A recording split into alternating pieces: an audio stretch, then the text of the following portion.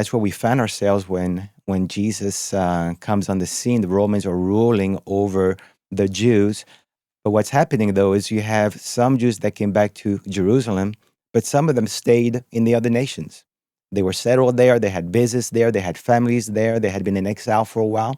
And so they were scattered. And so you have the tribes of the original nation of God that was scattered throughout the known world at the time.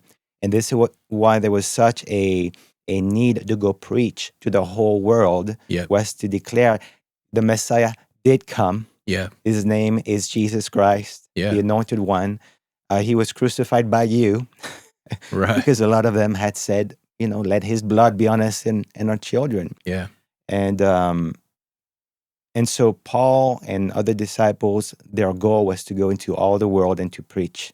And they knew they had to do it. And Jesus here, I believe, was being kind. The Lord was being kind to the nation, saying, look, the gospel of the kingdom shall be preached in the whole world as a testimony to all the nations, and then the end will come. So now the testimony of Jesus Christ goes into the world, both for the Jews and the Gentiles, that they would all come in Christ Jesus.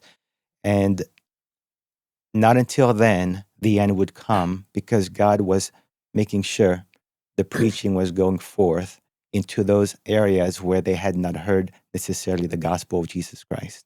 Yeah.